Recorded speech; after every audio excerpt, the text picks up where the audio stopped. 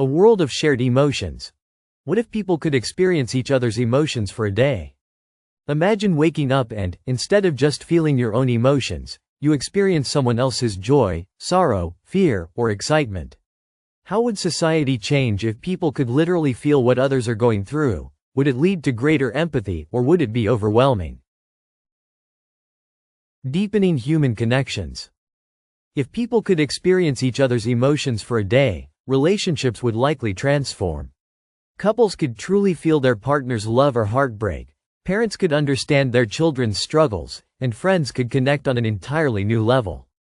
Instead of guessing how someone feels, they would know firsthand.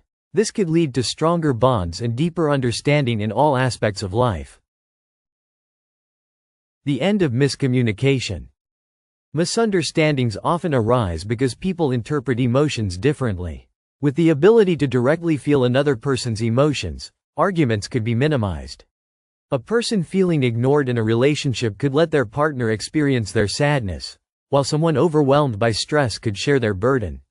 This might lead to more compassionate conversations and fewer conflicts. The emotional weight of others' struggles. However, sharing emotions is not always pleasant. What if you had to feel the despair of someone battling depression or the anxiety of someone facing financial ruin? While this could create greater social awareness, it could also become emotionally exhausting. People might struggle to separate their own emotions from those of others, leading to emotional fatigue. The role of empathy in society.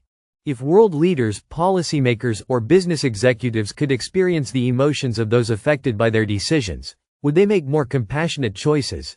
Imagine a politician feeling the despair of a struggling single mother or a CEO experiencing the frustration of underpaid workers. This could lead to policies based on empathy rather than profit or power. Ethical considerations. Voluntary or forced? Would people have control over when and whose emotions they experience? If it were a voluntary process, it could be used as a tool for emotional learning. However, if it happened randomly, it could be distressing.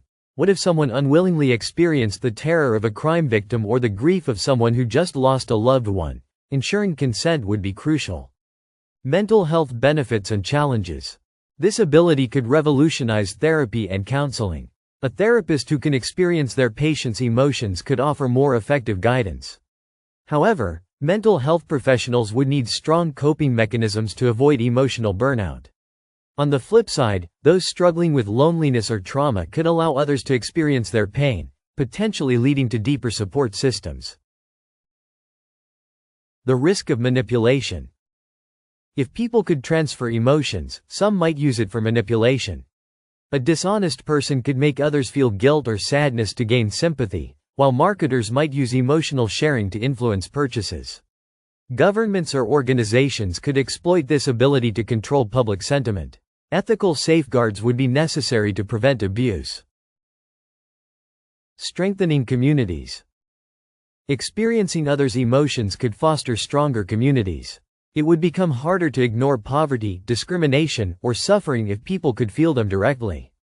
Acts of kindness might increase, as people would be more inclined to help when they truly understand another person's pain. Society could shift towards collective well-being rather than individual success.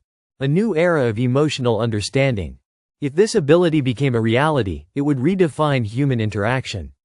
While it could deepen empathy and compassion, it could also overwhelm people with the weight of shared emotions. Striking a balance between connection and personal emotional boundaries would be crucial.